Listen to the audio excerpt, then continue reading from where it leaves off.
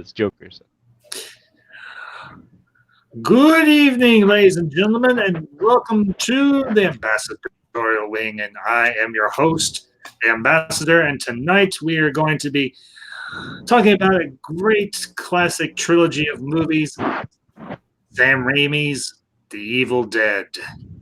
And with me this evening for these proceedings, I have Stone Loki and the CJH back from his tour of the great continent, the great subcontinent, and Europe. And in the chat, we've got Classic Comics. Welcome, one of my moderators, Kathia Starr. And the list just keeps growing and everything as we go on. Jason Pressman, good evening, sir. Thank you for being here. So, as always, we'll do a little introductions and then we will get right into things. So, gentlemen, I yield the floor to you. Dead by dawn, dead by dawn, dead by dawn. You will die. That's my introduction. I love these movies, so I'm happy to be here. Thank you for the invite. I cannot wait to get started. Oh, crap. We already did get started, didn't we? So, yeah, I'll pass it on to CL. Greetings, strange humans, as I always intro. Well, I come from Canada, and I welcome all my fellow brethren. Okay. We're about to talk Sam Raimi.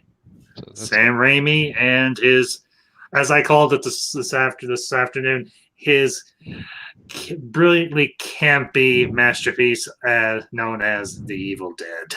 So, well, yeah. And we got some more people coming in. Speaker of the Dead, good evening. Welcome. Jason Pressman, welcome again.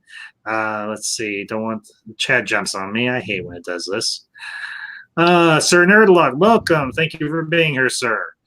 So, gentlemen, let's do... I believe he did the remake as well. So it's 4 movies. Yeah, but we're talking about the original 3 because the fourth one is because basically the fourth one's just a remake of the original. Just the first one, yes. Yeah, the very first one.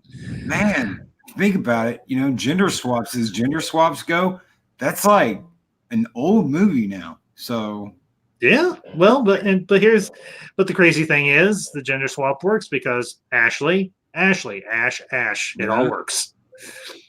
You just don't you don't have you don't have an actress that has the same charisma as the great one himself, Bruce Campbell. No. So, but we'll go ahead and we will jump right in here because why wait? So we will start off with the beginning of this triumphant of awesomeness and everything. We'll jump right into the first, the one, the only, the original Evil Dead. So, gentlemen, let's talk some evil. Let's talk some dead. Let's do this. Young Bruce Campbell. I mean, that's young Bruce Campbell. Yeah. Young. Uber young. His first role, right? I'm pretty sure.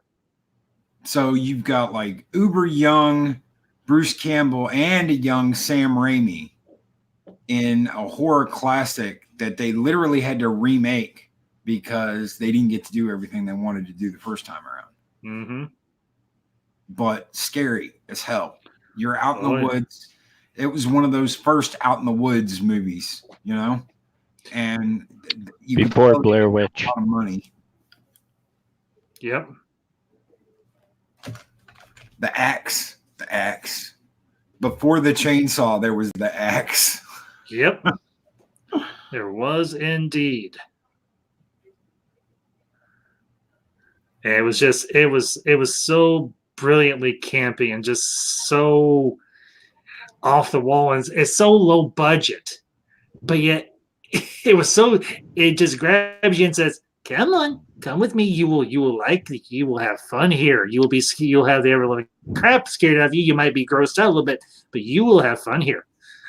Oh, there definitely was lots of blood. That's for sure.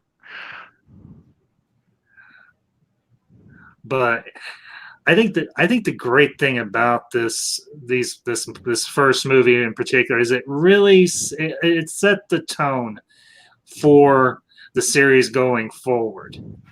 And the thing I love about the first one, we went to rent this at a Blockbuster way back in the day, again, like when Blockbuster was still a thing. And I saw it sitting on a shelf, and it was just the picture of that young woman stretching out, trying to get away from things. It said above it, Evil Dead. And I looked at my mom. I was like, what do you think? And she's like, it could be interesting. And I'm like, let's rent it. She's like, okay.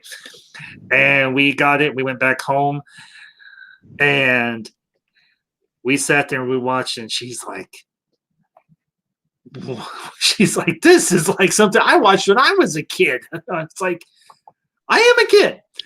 Now, if I remember correctly, the first one is a tad bit more serious than the sequels. Yeah, the first one was a little more serious than anything. It took itself a little more seriously. It was still campy. It was still obviously very low budget. Oh, Kathia Star, yeah. The first was an icon of horror makeup. Yep, absolutely, yes, right on the nose. Because the sequel was just the first one, just made as a comedy. I don't know if I would necessarily classify the second one as a comedy. I'm not saying that it couldn't necessarily be. It does have comedic elements to it. Where he first says groovy. They had a lot more money. His catchphrase. Yeah, you have the very first groovy. So, but I think the other swallow this. We'll swallow your soul, swallow your soul, swallow your soul. Dead right on. Dead right and on. If we're talking Evil Dead, we also got to talk the book too. Oh, Necronomicon. You'll die before you get it. Okay, that's supposed to be Ash, but suddenly he's got like that accent. You'll die before you get it. Like I'm a pirate now. Arg. Yeah, but we're talking about the third one, so let's not jump ahead. Oh shit. Let's stay, as they say in Star Wars, let's stay on target. Yeah. The book was in all three though, so. Yeah, it was just in the second and third one, it looked a lot better. So, but wow, that movie's rated NC-17. Yeah, and there's a very particular reason why. Do either one of you know? Lots of blood. It doesn't show boobies or nothing. Well, there is one. There are two partial nudity scenes, but no, there's a very particular reason why it is rated that. I will try and put this as diplomatically, as an ambassadorially as I possibly can. There is a scene where one of the characters, a female, is out in the middle of the woods, and she is violated by trees. The tree. Oh yeah, about that. The tree, and they kind of touch on that in the remake. That tree gets homegirl, and yeah, the vines get her. Yeah. Yeah. And we've got our fourth here. So I never realized that. I really didn't, that it was an NC-17 movie. Hello, Jens. Yeah. Hey, Jens. Yeah. Good to see you, man. CJ, Stone Loki. Yeah. How's it going, bud? Yeah, all right. That got one of my favorite subjects on. Evil Dead. Well, glad you could be here, man. We're expecting a couple more people to come in here in a little bit. So, but hey, the more the merrier. So they had 10 times the budget on 2 than they did. Yeah, they did, because I don't know how much. $350,000 is what they had on that first movie. The first one? That was the budget. $350,000. The budget for 2 was $3.5 million, and the budget for Army of Darkness was $11 million. Wow. Yeah. Well, I'll say they got their bang for their buck. Sir Nerdlot, yeah, good to see you, sir. And Over Easy Mode, hello, sir. Good to see you. Thank you for joining us tonight. But I'm gonna level with y'all. I got both Evil Dead and Evil Dead 2 on digital just the other day because I only have Army of Darkness on Blu-ray, and I had to crunch for this stream tonight and everything and watch both 1 and 2. And watching them back to back, all I can say is they may not have aged well, but they endear themselves to you, and they're just so darn campy and so much fun and so utterly cheesy and gory and it just off the tongue in cheek. Huh? The second one was a bit tongue in cheek sort of thing, and the third one, tongue in cheek. Yes, Jens, absolutely, absolutely tongue in cheek. The other thing that I enjoyed about the first one is I like the fact that it's a large group that's up there at the cabin in the beginning and everything, and they start getting winnowed down little by little and everything as time goes on. So,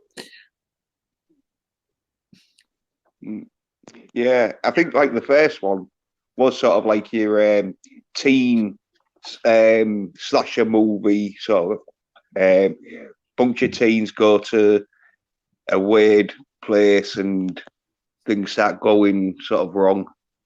Well, yeah, because if you remember in the first one, it's one of the girls. I can't remember which one it is now, but it's not even before they find the book or find the recording done by that professor, and she's sitting there doing a drawing and everything on the drawing pad, and her hand goes weird and everything. It gets all veiny, looking like it's possessed or something. Then she starts to do that she's tearing up her notepad in the shape of the Necronomicon, and later on you find out that she's actually I think she has ESP or something along those lines, and it makes her much more susceptible for the demons to possess her.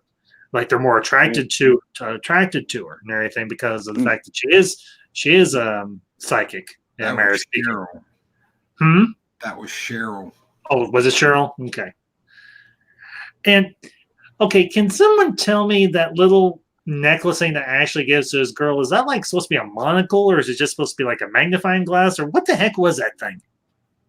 Probably something they picked up in a pawn shop and said, "Oh, this will work." Yeah, I think it could be a little mini magnifying glasses for ladies, you know. Yeah, that's entirely possible.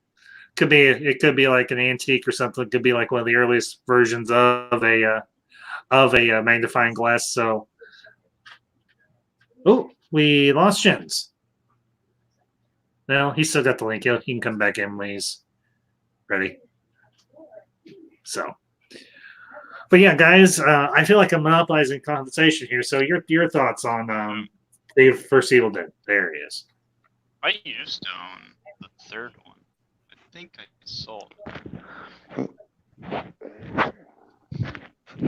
it. Yeah, sorry about that. No, it's okay.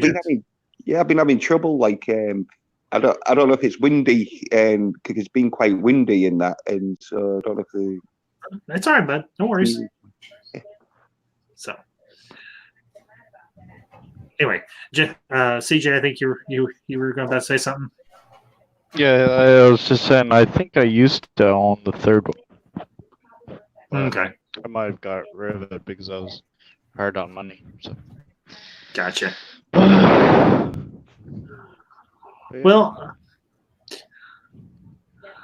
and I think honestly the interesting thing about the first Evil Dead is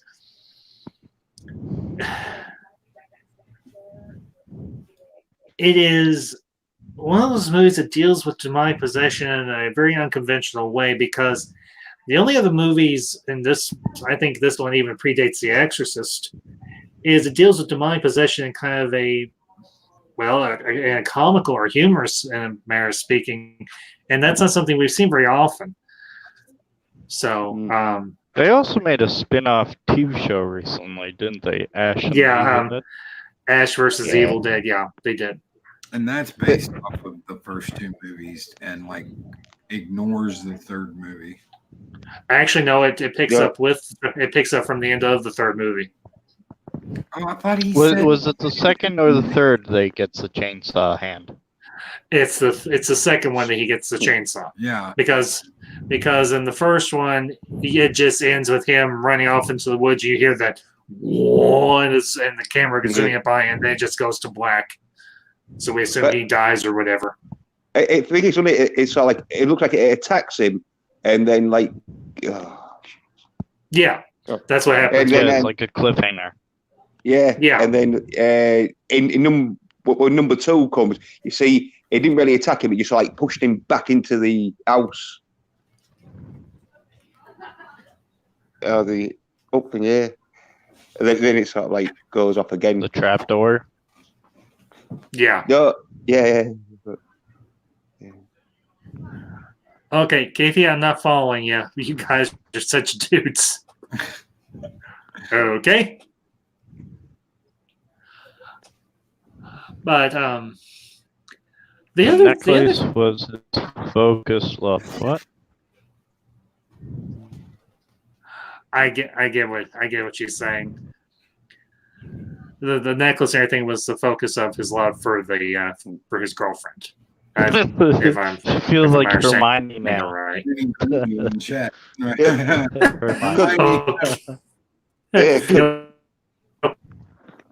That's it. There is that bit. You still hear him? Yeah. I was going to say that there is that bit in number two where Ash gets changed, and he sort of like changes back through the necklace thing because he's like reminding him of. Oh yeah, because he gets possessed. Yeah. Hey, James Clark, I appreciate it. Hope you enjoy the replay if you get a chance to. Okay, guys, can you see and hear me? Okay. You're freezing up. Your video. Hello. The video is freezing up. Maybe just make it audio. Let me turn my camera. Yeah, that's what I'm gonna do. Yeah, much better. There we go. Hey, Taylor. Problem solved. The series though, there's Xena, the warrior princess. Obviously, she isn't Xena, the warrior princess, but the woman who plays that plays like the sort of leader of the sort of Evil Dead. But yeah, Lucy Lawless. Yeah, Lucy Lawless. Yeah. Oh, are you talking about the? Are you talking about the TV show? Yeah, because like she's in like all three. Lucy Lawless plays the head of the demon, whatever, in the Ash versus Evil Dead. She's in okay. She's in like a red Dodge Challenger, a brand new Dodge Challenger. Okay. Well, y'all are talking about stuff I don't know about because I never got a chance to watch the TV show. So I guess I'll have to go back at some point and watch it because it sounds like something I might enjoy. That's what I was saying earlier. There's like a rights issue in the middle of Evil Dead 2 and Army of Darkness, and they couldn't mention anything about Army of Darkness in Ash versus Evil Dead. Okay. They might allude to the fact that this is after that, but because of the rights issues in the studios between Evil Dead 2 and Army of Darkness, they can't mention Army of Darkness directly in the series. Okay. Is that why there's never been like a 3-pack of the movies? Or? Yeah. Different studios. Kind of like the Terminator franchise. Yeah. Speaker, yeah, we can. Basically, the first two movies and everything. The first movie, you have this party of teenagers going up to this cabin in the woods. It's up in the hills of Tennessee, I believe it is. And they come across this. They get this cabin. They rent it cheap and everything for a weekend or whatever. And they end up coming across it's a demonic book. It's called the Necronomicon Ex Mortis, basically the Book of the Dead. And they come across the recording of this professor that did a lot of research on the movie or on the book. And we have our next guest. Stories, welcome. Glad you could be here, my dear. Yep. Hello. Yeah, Hey, Story. Hey, gents. How's it going, Story? Oh, it's going all right, Loki. How you doing? I'm doing all right. I got my caffeine and my kids are in bed. Well, we won't keep this super late because I know Loki's got to go and everything and whatnot. Hey, But Adega. You guys Yeah. can keep going. oh no, You no, guys- we will and everything. But I don't want this. Even though I don't have to have work in the morning, thankfully, that's why I can be on your stream in the morning, Loki. But getting back to what speaker was asking, Speaker for the Dead was asking for a quick synopsis of the first and second movie. Well, the whole shooting match. Basically, the common thread through all three movies is this book called the Necronomicon Ex Mortis, the Book of the Dead. By happenstance, the different parties, they activate the powers of the book. They bring all sorts of demons and whatnot into the world. They get possessed, and either gore or comedy or both, anything ensue.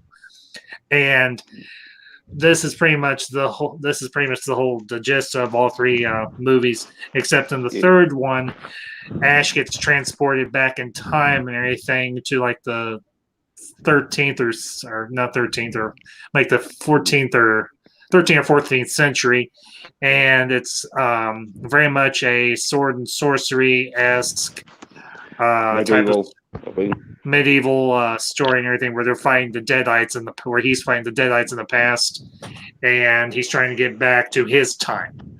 So, Speaker, I hope that gives you a good idea of what these movies are all I feel about. like the movie Cabin in the Woods ripped off most of Evil Dead.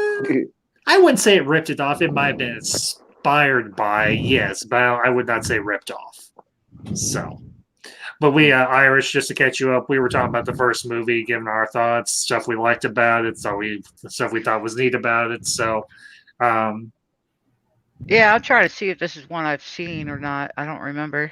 we're talking about the first one at the moment and everything, the first Evil Dead. Yeah, that's what I'm looking at. Okay. Yeah, it's where the lass gets sexually molested by the forest. It's one of those scenes where I think that's as delicately as we can put it. Yeah, it got cut out, that and all. And I know it got like put in like years after, but I know definitely the British version, it was like no, you can't have that, and so that was sort of like cut out. So it was sort of like cut where you could see sort of like what happened, but you didn't see like the full like. No, you don't see everything, but it's more implied than anything. Mm. But yeah, I think with the Evil Deads, they're like theme through it is like the Evil Dead spirits are just wanting to torment Ash for like disturbing them and for trying to like take them on, and so they just keep sort of, because like there've been a few times in the films where you're thinking, well, they could have killed Ash there, but they're not, and I think it's like they want to torture him more than kill him, and so they always get like demons, so they're just flying up somewhere and making his life hell sort of thing. In other words, it's a bunch of dead people that are pissed off because you woke them up. Essentially. Yeah. Okay, that's a pretty cool. Yeah. Well, yeah. Oh, I wonder if that's all that horror movies all are. They're just pissed off that they got woken up. Well, these aren't so much dead people. They're demonic spirits that this book has been awakened by, because these young stupid kids were dumb enough to play a recording of somebody reading the text of the Necronomicon, and it brings all of the little goose and ghoulies and Evil Dead out to play. By all means, Yeah, and they're creepy, pissed off about it apparently. Yeah. Yeah, the real good one in number 2 is where they take control of his hand, and Bruce Campbell does a great sort of like skit of beating himself up, sort of like with and I know, and that's and that's at the bit where he's got an option of rather having a hand that it don't do what he wants, or he chops it off, and that's when he chops it off and gets the chainsaw. Yeah, because I know we're jumping ahead a little bit here, but it's okay, because there is stuff to talk about with the first one, but the story really picks up, and you get a good better idea of the second one. And honestly, these all three kind of just blend together. Yeah. Evenings are for. Oh, and there you go. I'm not usually one for horror flicks. So. Well, here the thing about this stories is it is a horror movie in a manner of speaking, but it's also very much a very campy, low budget-esque comedy type of movie. So it's not just. There's lots of Tim Burton type moments. Yeah, Barata, Nick too. Except he didn't say that. He's like, Katu, Barata.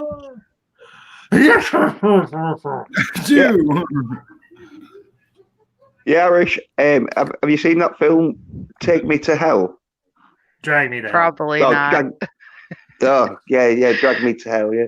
Okay. I'm going to say that was sort of like Sam Raimi film. Yeah, Yes, it was sort of like the female sort of version of like Evil Dead, even though it wasn't set in hell. But it had that sort of like, which is where what they ended up doing with the remake. How many people got introduced to the Necronomicon by this movie? I did. Yeah. Who had ever heard of the Necronomicon before Evil Dead? Probably not many. Now I've heard of the Book of the Dead from ancient Egypt, and I actually read a little bit of it. Well, it was a copy of a copy of a copy of a copy of a copy of a copy of a copy. Yeah, Over Easy Mode kind of hits it. It's more like a spoof of horror movies. Yeah, that's not a bad way to describe it, Over Easy. Good observation, man. That first one wasn't like that. The second one, yeah, it is. It is very much a spoof of horror films. But that first one really didn't have that much humor in it. The first time I saw the original, I was like, it was after I saw 2. And I was just kind of like, okay, there's a lot of blood and a lot of gore and a lot of really screwed up shit happening, but it's not got the funny to it, really. I think it's funny that he goes back to the bridge and doesn't realize that it's taken down. Bridge flaps. Shouldn't he have known that in the first film? Yeah. No. I think it's the spirits that they destroy the bridge and like turn it up so he can't escape because he thinks it's going to be. Kathy, we weren't necessarily saying that it is just a spoof. It's not just a spoof. It is sort of like a spoof. And it's not that I don't want to have you on there. Anything. Give me just a minute. So. Yeah, because I was going to say, like, I saw it, like, the first one and the second one, like, sort of like in order. And I watched them before the Army of Darkness was even getting written. And I thought, like, the first one is like a horror. And the second one goes a bit more action-y, comedy horror. And then, Army of Darkness is totally full out sort of comedy, sort of horror. Because there's some scary bits in the first one and that. Oh yeah. Well, here's the thing about all of these movies, and I've kind of hit on this. It deals with subject matter that up until like I said with The Exorcist that we haven't seen a whole lot of, and that's the whole idea of demonic possession. Because up until this point, this was not something that we got a whole lot of in movies. But I think what Sam Raimi was trying to do was take a little bit of the edge off by injecting injecting humor into it. Yeah. So. Yeah, because like it does some of that to the Spider-Man children as well. Lots of moments. Hey CJ, you're coming in kind of low. You might consider turning up the volume on your speaker a little. Yeah. Oh, that's better. my mic. Now we can hear you. You were saying.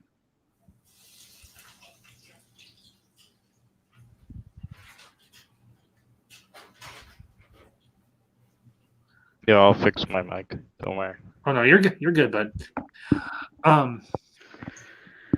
Well, and I think the thing that the second movie does, and this is actually done very well, is it introduces a much bigger conflict and everything. It actually introduces a seemingly a solution to the whole problem. And you got Kathia coming in. Hey, Kathia. Hey, Ambassador. Where are you at in the chat? I had to. Oh no, you're fine. Over to you. No, you're good. I was just going back to another to a point that I had started to make and everything, that the Evil Dead movies had dealt with a topic that hadn't been very prevalent in any type of media, and that was the whole idea of demonic possession. Because the only other movie that I can think of, anything. I think what you're getting at, you do have a point with. But on the other hand, and this ties in with what I wanted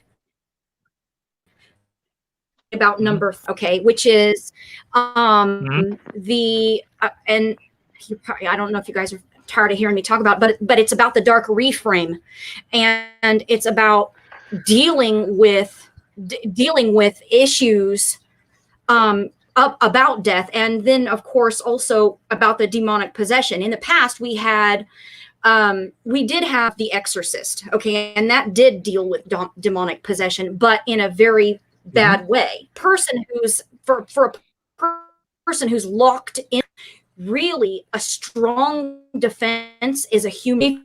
If you take the darkness into a place where the darkness cannot go, which is it can't follow you, and you're safe there. So when y'all talk about number 3 being just a spoof, I completely this is how Ash is dealing with the first and the second movie. He's been through death. He's seen zombies. He's seen demons. Demons have taken him over. He's split himself. His personality has been split. This movie is so much more. And to just minimize it, I think, is a disservice to the movie's larger meaning. Have fun with your zombies. Yeah, I wouldn't say like number three's. I wouldn't say number 3 is sort of like a spoof, but it definitely plays it more for laughs, though. Well, and Keithy, I don't think nobody here was deliberately minimizing any interpretation of the movie of any of the movies. Honestly, that scene you see in 2 when he chops his hand off with that chainsaw, he has mentally clocked out. He is laughing his ass off before he makes connection with that chainsaw. After that, and you have a agreed. different Ash. Yeah, you have a completely different Ash from that point on, all the way into the third. All the shit talking, all the hail to the king, baby, all that shit is the Ash after he cuts his hand off. Before that, that is a much grittier and much hard-edged Ash at this point. And Senator Lott and everything, he brings up a good point. I think it kind of summarizes both what Kathy is saying and what I think what we're all saying here. It can be a spoof and have a serious message behind it, and that is true. Because I think a lot of people take what Sam Raimi does with his movies just kind of at face value and don't attempt to try and do any type of deep dive on him. And you don't necessarily have to, but I think in this case, it's not necessarily a bad thing to do. Yeah, thank you. Yeah. Take Blazing Saddles. It's completely slapstick, but there is a message. Yeah, racism is stupid. And Mel Brooks takes a sledgehammer and smashes racism over the head and says, "You're stupid, you're stupid, you're stupid, you're stupid," until his arm goes limp. Back when movies were good and could send a message like that. Yeah. Well, and Kathy, you hit upon a point and everything that is rather intriguing. Or it might have been Loki, one of the two. How we deal with trauma in life oftentimes requires us to have a sense of humor. And all the horrific things that Ash has seen in the first two films and even in Army of Darkness, it can drive a person crazy if they don't have a defense mechanism or some sort of release. And for a lot of us, the best way we know how to deal with severe trauma is humor. I mean, think about it. What is one of the ways that we cope in stressful situations? We make jokes. We laugh. Irish and everything. On the Discord, you and I are on. Loki, you're on there too. One of the chats I set up and everything. Let's put a smile on that face where we can upload videos and memes and stuff and everything that make us laugh, to tickle our funny bone and everything.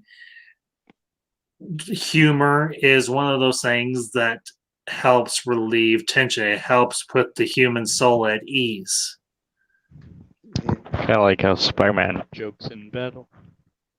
Yeah, exactly. Yeah. It's little quips in it. Yeah. He's had enough shit. He's seen so much shit, and he's seen his girlfriend get beheaded. He beheaded his girlfriend. He sees her get resurrected. He gets flown through that forest and turned into a demon. Has to deal with all the crazy shit in that house, and then has to chop his damn arm off. And the Ash, like I was saying, the Ash you get in the very first movie is the Ash that's in the beginning of Evil Dead 2. The goofy, hey baby, how's it going? And then you get Ash that's been through 9 kinds of shit. And by the time you get to Army of Darkness, that's why you get the "this is my boomstick, bitches," because he's just done effing around with it. He's done, and he's out for blood. Oh yeah.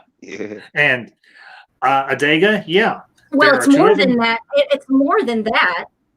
It's more than just he's had enough. He's also accepted his fate, and his destiny is intertwined with the whatever, and he's radically accept whatever the Necronomicon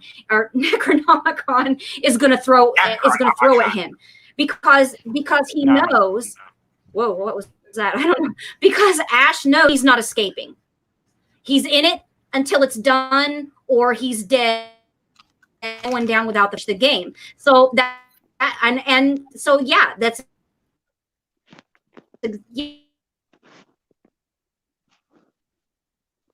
they're great films. Yeah, and yes, Adega, there are 3 movies, and you should, if we are not convincing you to see them, I don't know what else to tell you, bud. Go see the first 2. Go find them and watch them. Yeah, they've got I was telling you about this, Ambassador. They got the 3 set on Blu-ray, but they now have the 4K for the original movie. They have the 4K remaster for Evil Dead 2, and this October they are releasing the 3 4K disc of the original theatrical cut, the director's cut, and the international super cut of Army of Darkness. It'll be this October. Oh my God! You're killing me, Loki. You're killing me, man. And that's being released by. What's the difference between them all? Well, there are different cuts. They have done different cuts in movies before and everything. We'll just look at it in recent history. They'll do different edits, different cuts for movies, and release them overseas. For all we know, that one particular scene that we've already referenced from the original Evil Dead might have been removed, and for overseas markets because they wouldn't be allowed, or there might be other stuff that has been removed that wouldn't be allowed.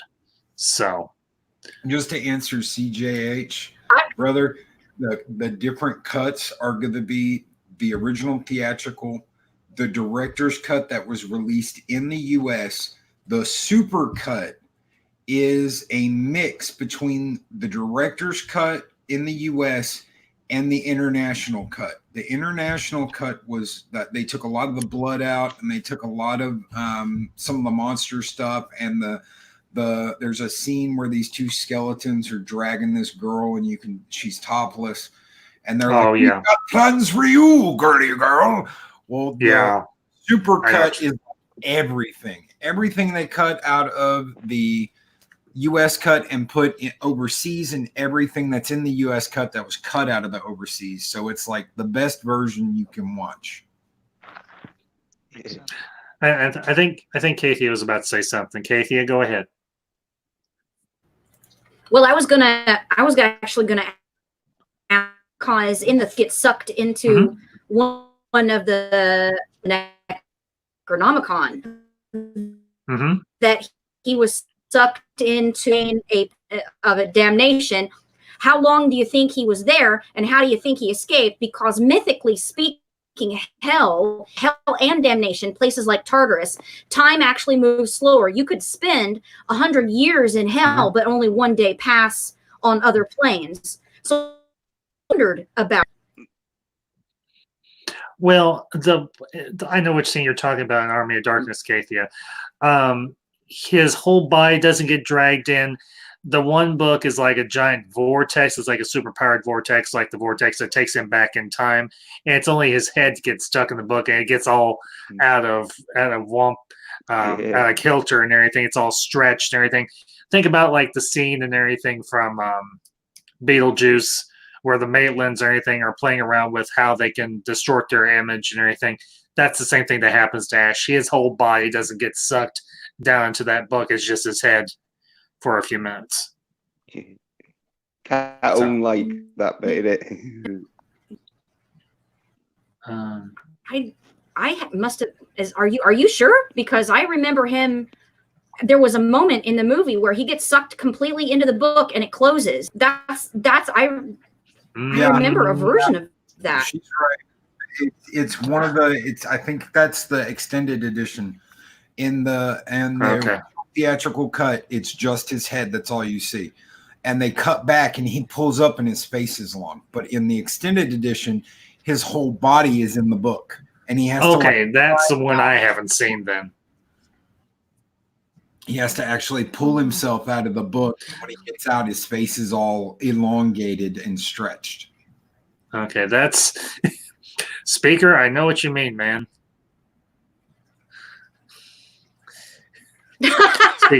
Speaker says, it seems like there's never enough money to keep on buying new versions of the films. Yeah, I know what you mean, man. I know precisely what you mean. I got really lucky when I found that three set of Army of Darkness. I never thought I'd find that. Never. Oh, shut up, Loki.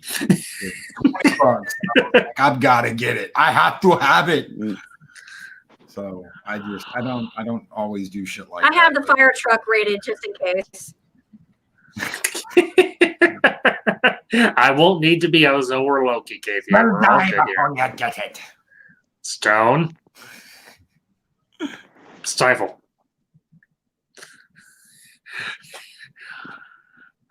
Dang, we have just kind of bounced around everywhere on these movies tonight, and I guess that's okay. Well, let's just go around the horn here and everything, and we'll start.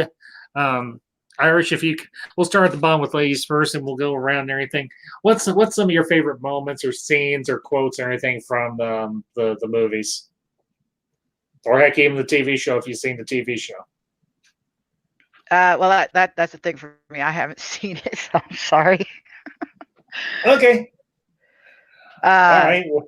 Looks like Adego mentioned the Army of Darkness. I think I have seen that one. I think a lot of people have seen that one. I don't think they ever saw any of. I don't think they saw a lot of people haven't seen the other two because it was Speak. No, it wasn't Speaker. It was Adego who mentioned he didn't know there were two other movies. So. Yeah, I know. I remember seeing some kind of old. It was supposed to be a horror thing that had, I believe, it had Bill Campbell in it. Bruce Campbell. And Bruce Campbell. Sorry. That's okay. And it's all right. It was like, I want to say it was like a mix of stop motion kind of thing. I think. You're thinking of Army of Darkness. That's it. Yeah. Okay. All right. Yeah, that's what I initially thought we were talking about. We are. Yeah, we're talking about all three movies. It is. Okay, so it is part of the Army of Darkness is thing. in the same. Army of Darkness is in the same series of movies as the first two Evil Deads. It's just the first two movies. Yeah, they also did a remake a few years ago where the girl, the main character Ash, is actually a girl. It's not the guy with the name Ashley or Ash. Yeah. So, okay. Well, Kathia, what about you? What are some favorite scenes, some favorite moments, quotes, whatever, thoughts, whatever the case may be? Well, my favorite scene is always going to be the little goody little two shoe scene, and that I think it's because it was replicated in Hercules. I died. I died the first time I saw it, and then I saw it in the Hercules show, and I died. So that one's always going to be my favorite. And of course you have so many iconic quotes from Army of Darkness. Hail to the king, give me some sugar, baby. I got this. I mean, just they're great ones. It's kind of hard to choose. Yeah. And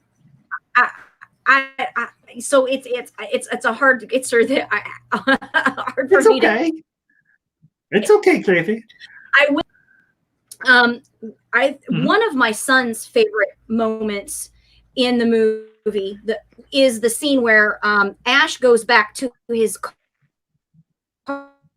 chemistry books, which is the how to make gunpowder, and it was seen because I don't know why, but my son always thought that it was a good idea to memorize.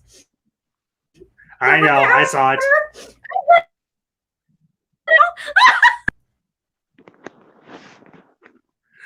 Loki, you're killing me, man. Okay, Jens, your turn. Favorite scenes, favorite quotes, things that just anything like that. Well, from the movies, there's so many in that, but because I've seen like the shows of the like seasons of Ash versus Evil Dead. Mm-hmm. Well, one of like the best scenes, and it's right at the beginning of the first season, is when you're seeing Ash and he's living in this caravan sort of thing, a trailer, and you wear Deep Purple Space Trucking. It's like down, down, down, down, down, down, down, and you just see like Ash, Bruce Campbell getting like prepared and that, but you see him putting his like false teeth in, doing his hair, sort of like dyeing his hair a bit, and he's got like this Basque thing that he's got on, and he's like, because he's put on a bit of weight sort of thing, but And then though he's just back into Ash and that, and like but the first bit of the series is like quite good. I was like laughing because when like the first movie was done, was it like 79 or something, or 78? Yeah, it was late 70s when they did the first one, because the next one didn't come out until 87, and I don't think Army of Darkness came out until like 89 or maybe 90 or something. Somewhere along in there, if I remember correctly. Yeah. Because I remember there was a lot of marketing for Army of Darkness when I was in junior high, and I was going to junior high, and I was in junior high in the 90s. So but yeah. CJ, what about you? Quotes, favorite scenes, anything like that? Well, as a fan of stop motion, I really appreciate it when movies add a little bit of stop motion. And I also got to point out that the Ash is one of those iconic characters up there with like Jason or Freddy, or he's one of those iconic. I cannot say I disagree with you on that one, bud. So that's my take.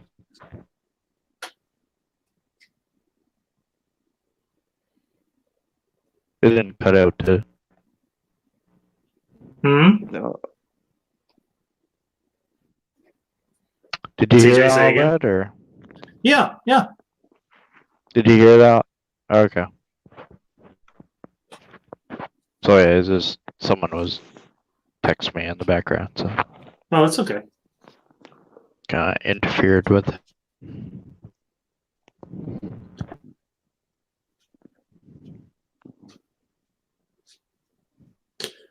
Okay, Loki, your turn. Oh, here it comes. So yeah, how can you talk about Army of Darkness or any of the Evil Dead movies and not talk about Evil Ash? Evil Ash is the coolest son of a bitch ever. The first time I was sitting in theater and I watched the trailer for that movie. The trailer came up. I had no idea what the hell it was. I recognized Ash and I'm like, holy shit, that's the guy from Evil Dead. And it's got Ride the Lightning by Metallica. And it's like dun, dun, dun, dun, dun, dun, dun, dun, dun, dun, dun, dun. And you've got Ash fighting evil Ash. And you know, they're like poking each other in the eye. Oh, my eye, I'm blind. I'm blind. Tissues, Scotty little tissues, Scotty little tissues. And they're kicking the shit out of each other, and you see them, come back to life. We live again. And it's got that kick-ass music, and that music is nowhere in the movie. I don't know how they got the cred to have that song for the trailer, but then they never put it in the movie. This guy, Evil Ash, has a damn army of skeleton army. Who the hell doesn't want to have a skeleton army? And they're dragging naked women to Evil Ash. We've got plans for you, gritty girl. It's epic. It's epic. There's never been a bad guy like Evil Ash, and there's never going to be another bad guy like Evil Ash. That's what I got. Yeah, I tell you what, when Evil Ash is like Joe gets thinking, he's always having trouble with his jaw because it's like, wow, it was like funny. Yes.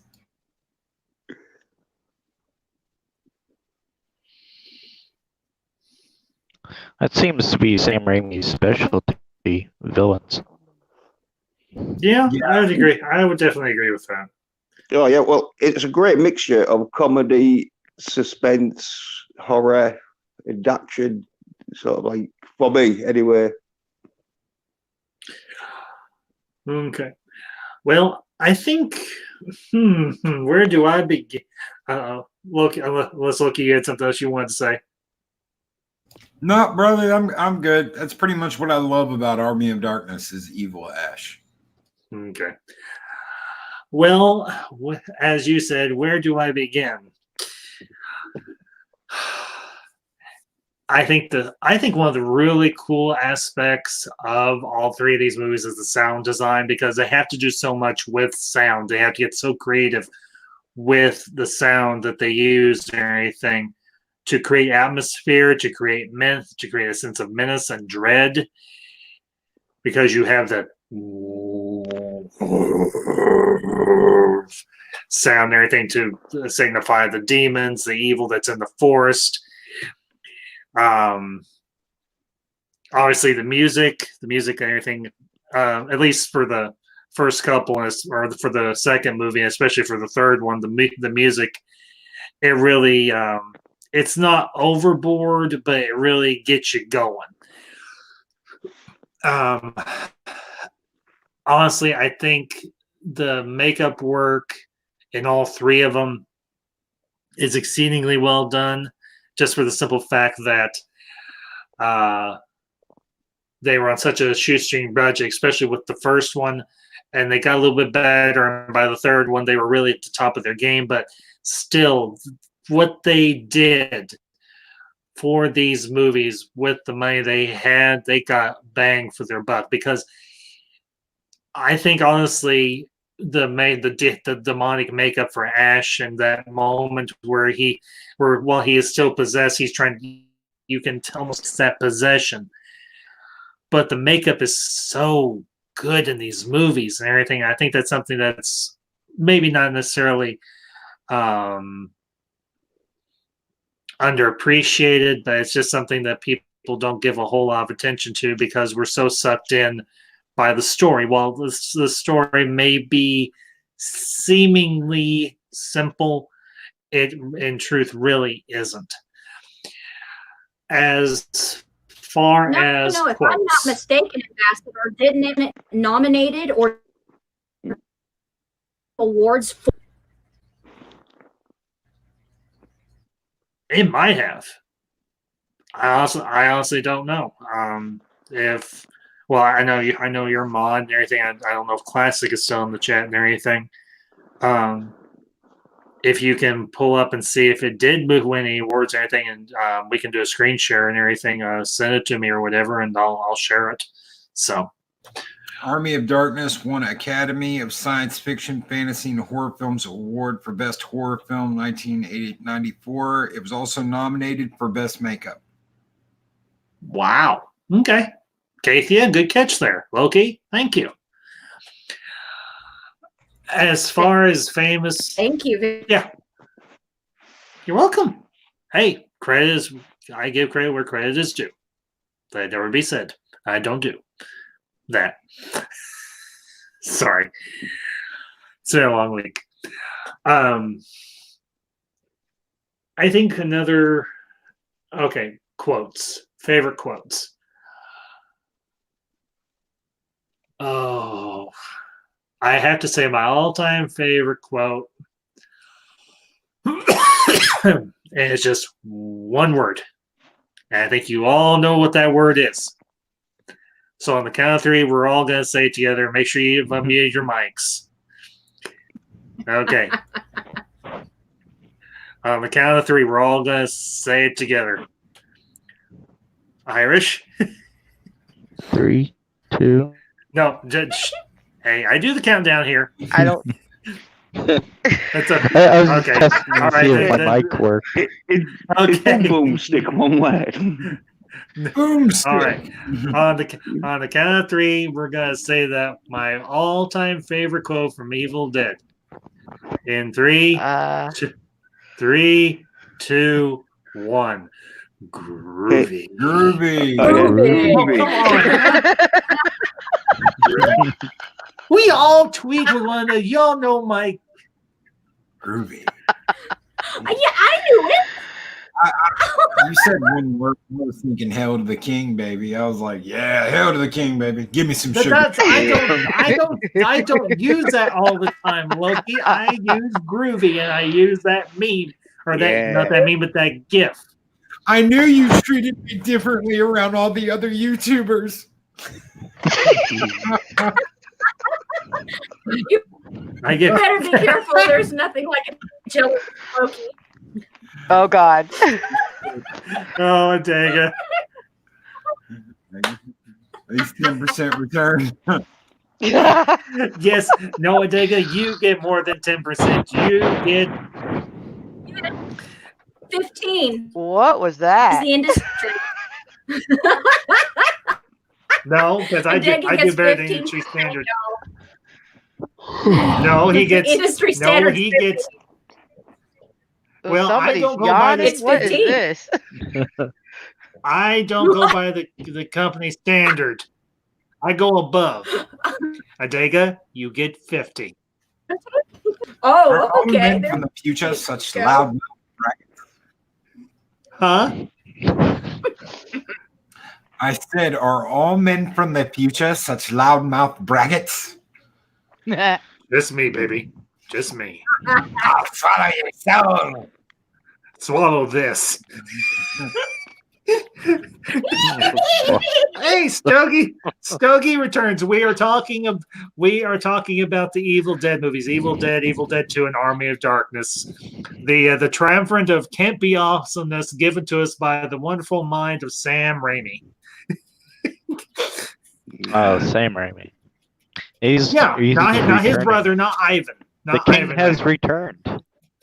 Hail to Doctor You Strange. know, the only Yes, time my heart back up and with his mechanical arm, and he said groovy, and I like did a fangirl squee the first time.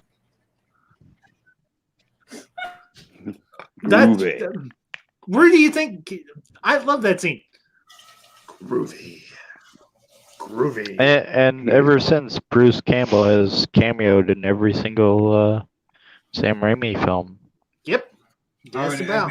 Forget, Well, and CJ, you hit upon. That's why we're here tonight. We are here tonight talking about these great classic movies because Mr. Sam Raimi is returning to Marvel, and this time he is going to be tackling Doctor Strange 2, Multiverse of Madness. And when I heard this news, much like you, Katie, I squeed like a college-educated man. I squeed with geeker joy. Like, Song with a fanboy squee. And I know. That's why I'm not ashamed. Just like I'm not ashamed of the one who saved my soul. I am not ashamed that I'm a geek. Because geeks do it better. Geeks have more fun. Geeks have more fun than blondes. Geeks have more fun than everybody. Why? Because we don't take ourselves so bloody well, seriously. I don't know about. Okay. Could be overselling it a bit, but lady, I'm afraid I'm going to have to ask you to leave the store. Who the hell are you? Ash, housewares. Okay, I gotta do it. This is my boomstick. It's a single action Remington. Retails for $129.99. Has cobalt blue steel and a hair trigger. Now I swear, the next one of you primitive apes lays a hand on me, I will blow your freaking head off. Do you get me?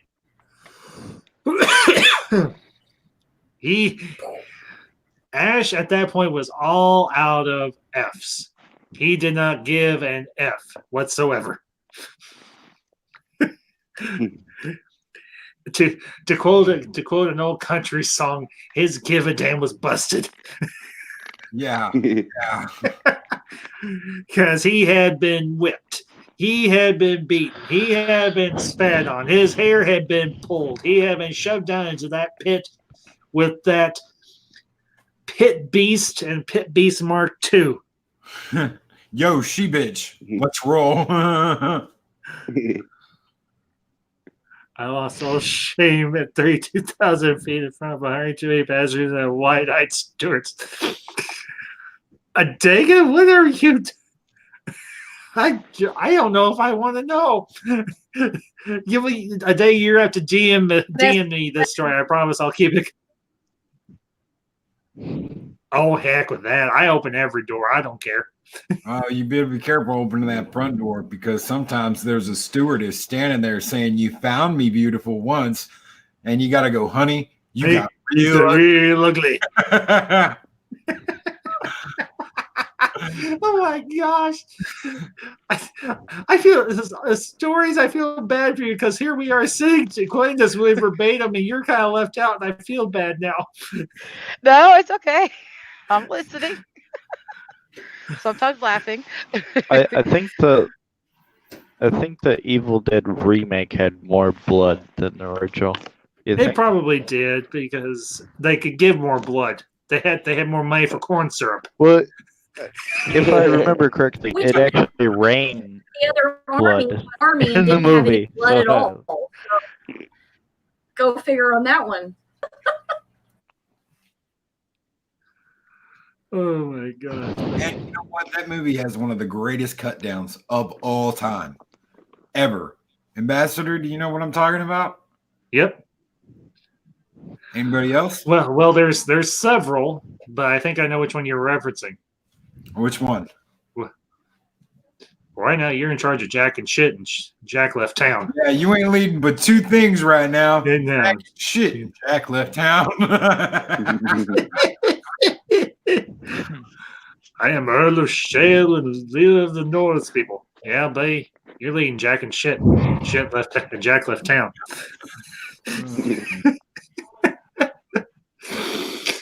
Guys, I've got to go. It has been a blast. Thank you.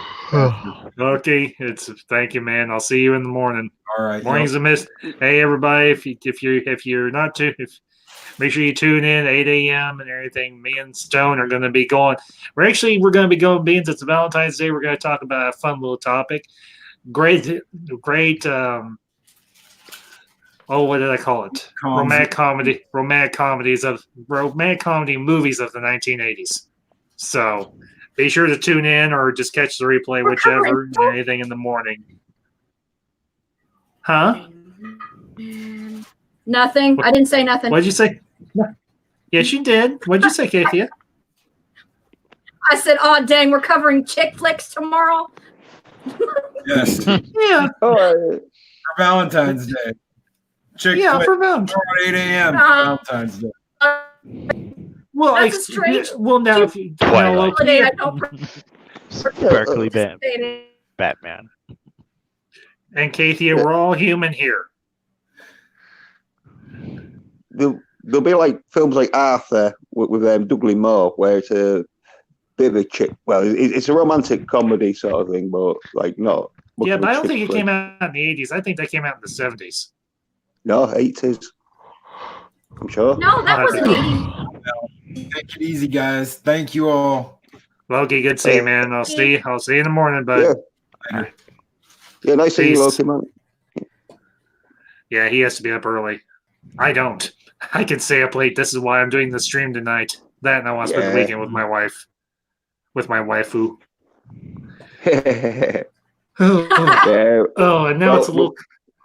With Evil Dead, I can keep talking it because we hadn't discussed about the ending because like there was two different endings. There is two different endings in each Army of Darkness. That's right.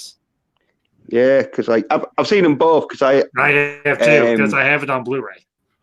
Yeah. Because I say like I got like some special where it had like both the endings on and that, and because the sadder ending where he mixes up the words and goes too far into the future where it's desolate and it's like a wasteland. Was filmed first, wasn't it? But it got like bad sort of reaction, and so then the film, the ending, which I prefer, where he's talking to the like shopkeep, his shop worker mate, and he's telling about his adventures that he's done and that, and he's like oh yeah, you're full of crap or something like that. They don't believe him, and then all of a sudden, a customer turns into like a demon. And he has to get his Yeah, I know what you're. And then there's the sad ending and everything, where he slept for too long. He's in the dark, distant future, and everything's in ruins. Yeah. They could do a film where he gets back from that distant future sort of thing back to where it. But yeah, they didn't. They just sort of like edited it. Didn't they just change the ending? But, which is good because then you could get like Ash v Evil Dead sort of thing. Because well, that's what Ash versus Evil Dead was based on and everything. Was the ending of Army of Darkness. So yeah. Whew. I gotta get going. So okay. Well, CJ, thanks for coming on, man. All right. Good to see you. Yeah. See you later, Good CJ. to see everyone again, and as always, see you in the next one. Happy streams. Yep. Happy streams, bud.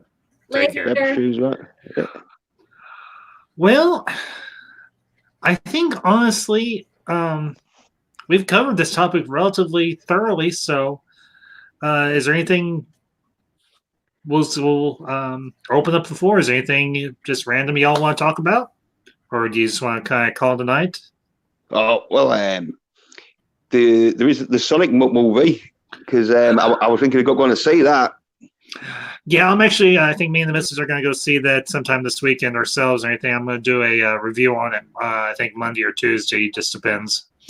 What movie? So, Sonic the Hedgehog. Oh, Sonic. Oh yeah, that my fiance was calling me earlier, saying he's making plans for a late Valentine's Day, but it's going to be Sunday instead of tomorrow. And he's like, "What movie do you want to see?" And he started listing everything off, and I'm there going, "The only one that sounds good is Sonic." Yeah. Yeah, because sure as I don't want to talk about Birds of Prey, or don't want to go see Birds of Prey. That thing's a stinker. I'm not even. Yeah, of course, I'm I not don't know touching if. that. Now I don't know if it's still playing or not, but you can always go see 1917. It is. But Yeah, I don't know if you want to see. I don't know if you'd want to see it. Yeah, for now. Valentine. Yeah, yeah, not for a Valentine. So Yeah. Yeah. I'm not much. I mean, don't get me wrong. I'm dark-minded and stuff, but I don't need help, you know. Yeah, I can understand that.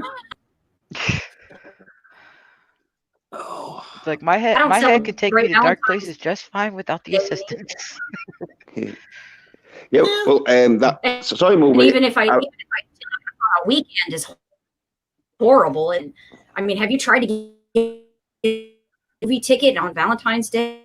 It's a fight and not worth it. Yeah. Well, unless you go to a place that you can, and hey, that's okay. Well, unless you go to a place that you can make reservations, and that's me and the missus plan. Yeah, that's what he did. Is that he made reservations for us on a Sunday. Well, we were originally going to go out tomorrow, but it's going to be really bitter cold tomorrow, and we're like, we don't want to freeze our butts off on Valentine's Day. I'm like, okay, well, no. So why don't we do it on Saturday? She's like, yes, that sounds good.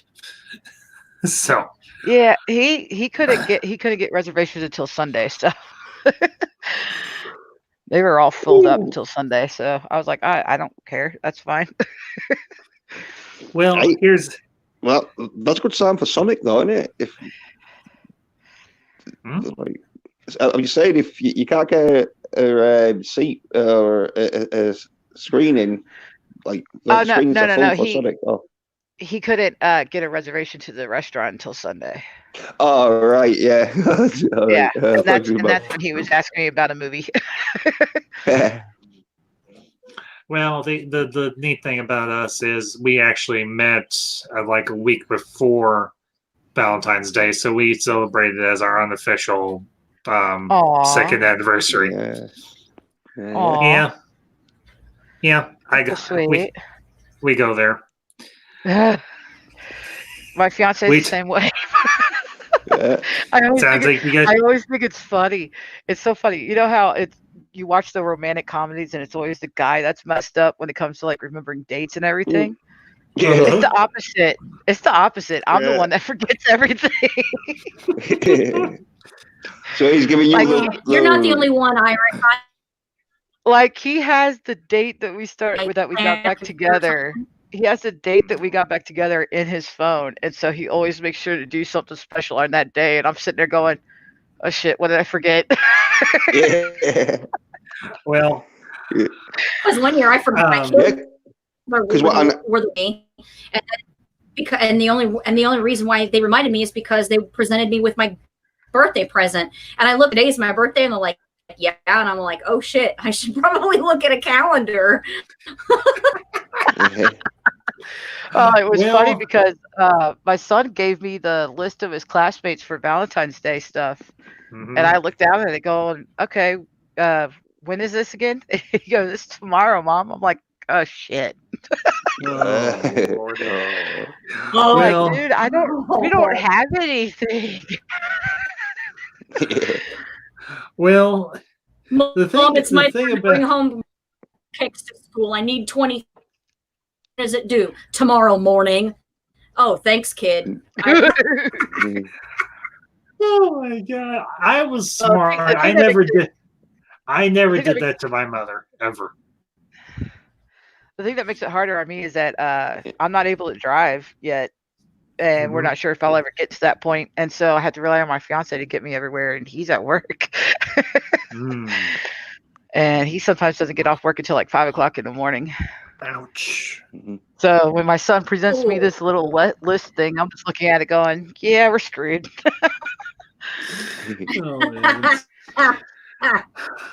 Oh, man. Well, but I mean, last year they let him bring it in late. So. Honestly, this is what I did when my son did this to me, because this did happen to me.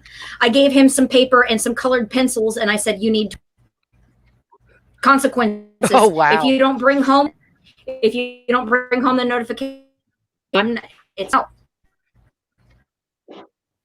Yeah. I probably should have reached out to the teacher to get the name of the names like last week, if I had thought about it. But it didn't even occur to me because with the way my fiance works, he gets home, he passes out, he wakes up, goes right back to work. So there's no in between until weekend time, and that's if we get lucky. Yep. It's been irritating the crap out of both of us because he knows that he's needed here at home more than he is, I know what you mean. Yeah. Well, yeah. The interesting thing about me and the Miss, I order her flowers. Yes, I am that cute. I am that cheesy. I am that campy. I am that schlocky. Oh, that's not cheesy at all. It's adorable. And she's like, are you going to order me flowers? I was like, no. And I had already done it like the day before. And she's like, okay, you sound like you did what my fiance did to me last year. Yeah, but here's go ahead. Go ahead, stories. It's like out of nowhere. It was last year. I had just gotten out of physical therapy, and I realized what the day was, and I said, "Oh my god, I feel bad because I forgot that it was Valentine's Day, and I haven't been able to go out and get anything because I can't drive." And I'm still going through my rehab stuff from the stroke I had in the December the year before last. And he goes, "Yeah, no, it's okay though. It's all right. We're good." And I walk in the door, and right on the couch is a pink stuffed dragon. And I'm looking at him going, what? Yep, he picked me up a plush dragon while I was at therapy. He did it while I was at therapy. It was hilarious.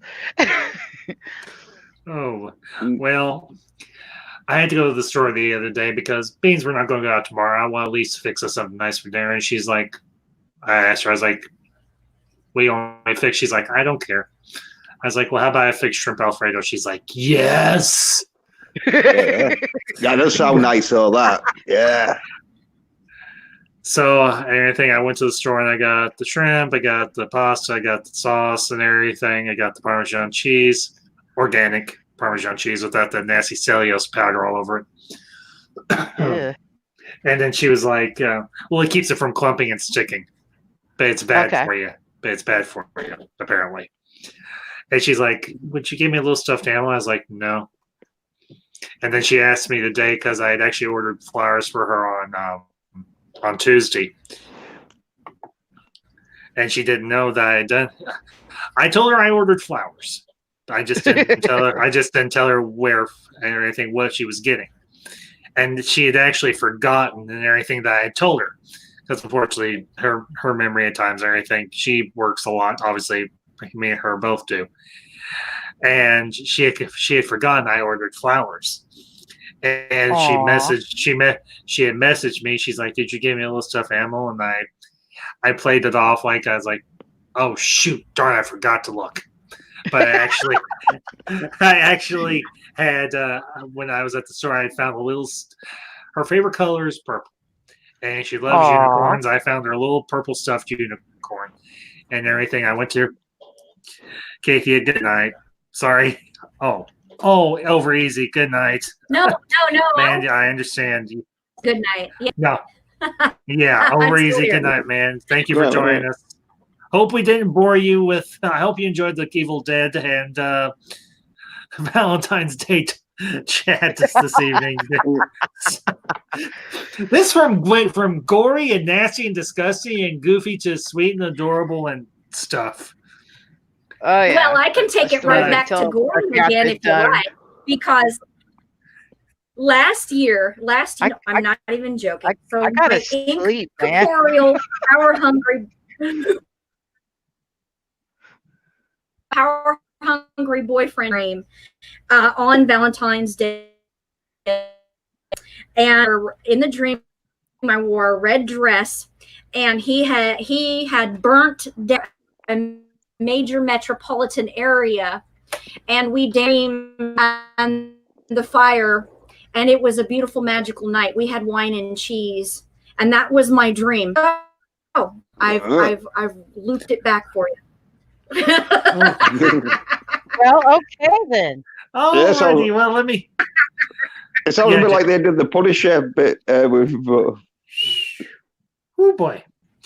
Well, just to kind of wrap up my little story, I went and picked up the flowers from the flower shop because I wanted to deliver myself, and I brought the little stuffed unicorn along with me. I took him I took him to her work and everything before I had class this afternoon, and she was on break at the time. I left him at the front counter and everything, and I went to the break room and everything, and she's like, "Oh, hey, how you?" She's like, "You're here." I was like, "Yeah, I had to take care of a couple of things, so I stopped by early to see you before class and everything."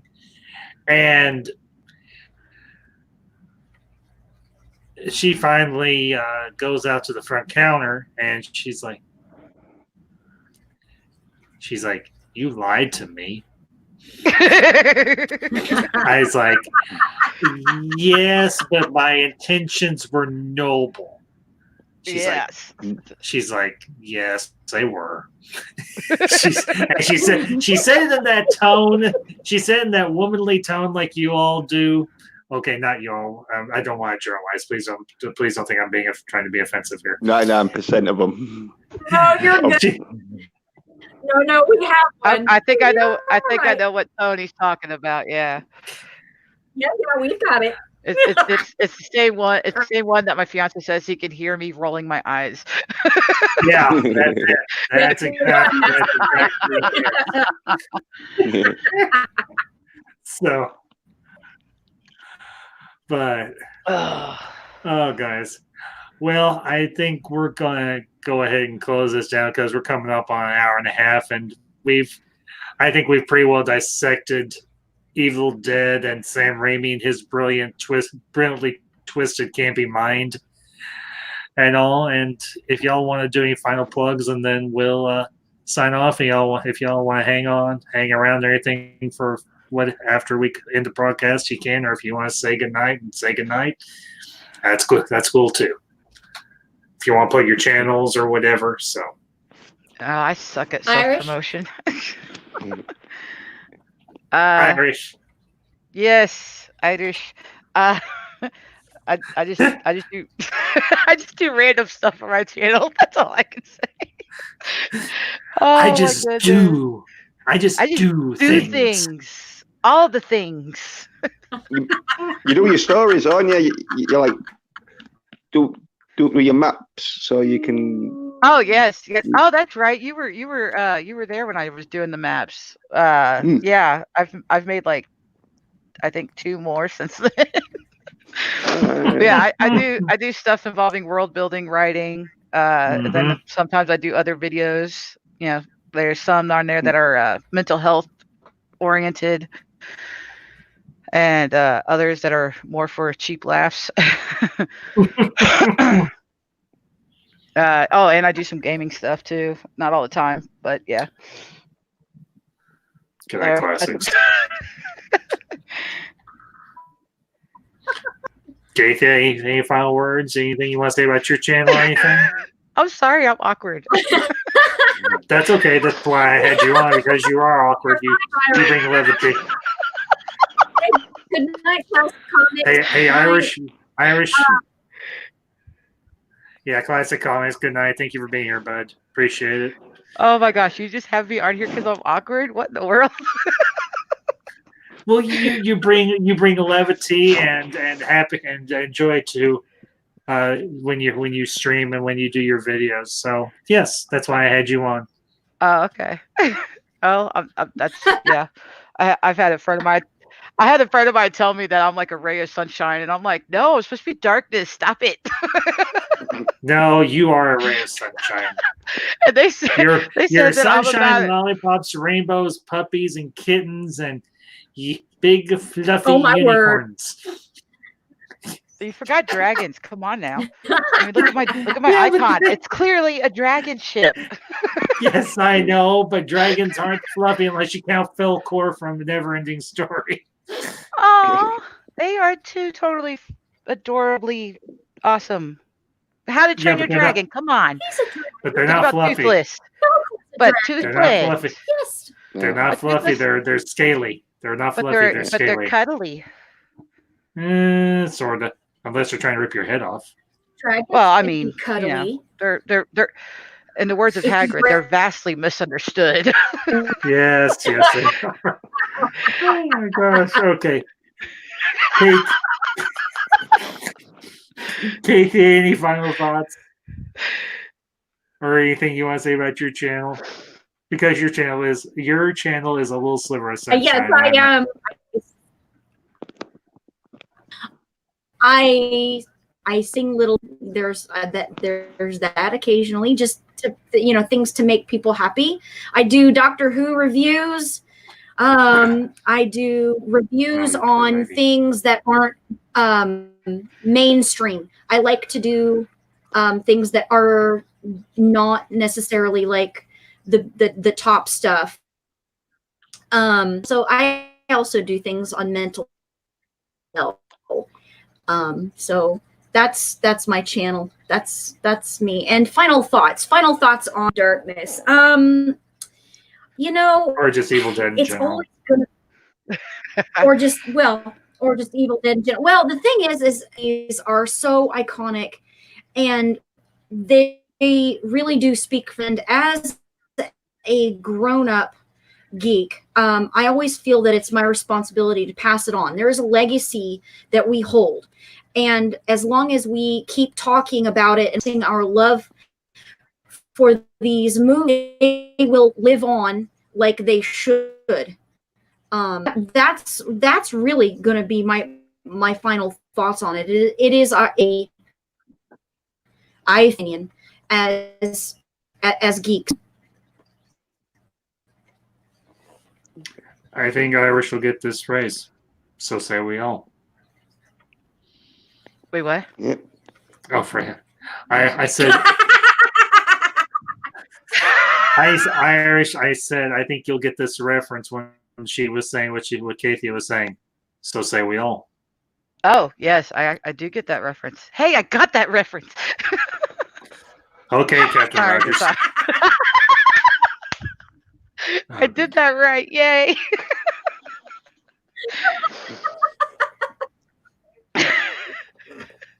Stay with us, Katie. Stay with us.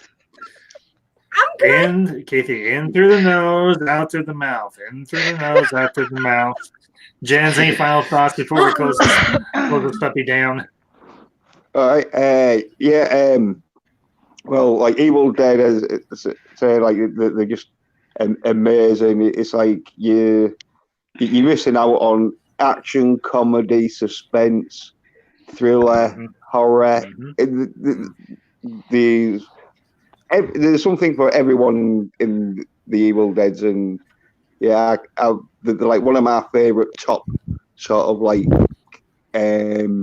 franchises and like heroes, and as Kathy said, like the keep the spirit and thoughts of the great filming and storytelling of Evil Dead going. And my channel, I've got a Birds of Prey one that I'm release it by tonight, because I'm gonna, like, because it's half done. I'm gonna finish it, and so there'll be that on my channel of me giving me thoughts on the Birds of Prey Harley Quinn film. Yeah, and thanks for having us on your stream tonight, Ambassador. To talk about Evil Dead. Yeah, this has been a lot of fun. It wasn't a long stream, but it was a fun one. And to Mid 2, hello there. And unfortunately, we're getting ready to sign off. I feel bad, but you can catch the replay, obviously. And to all of my guests, to Stone Loki, to Stories by Irish, CJH, Jens, Kathia, everybody in the chat, thank you again so much for joining us tonight. I will be taking the weekend off, but I may be appearing on I will probably be appearing on another stream this Sunday. So keep your eyes and ears open for that and everything. I'll be sending out a link on Twitter. As always, for those of you who don't know, who are new here, you can reach me on Twitter at Rogue5778. And I will be most likely be releasing a review of Sonic the Hedgehog next week as well. So obviously keep your eyes open and ears for that. So until next time, ladies and gentlemen, this is the Ambassador and his friends signing off. Good night.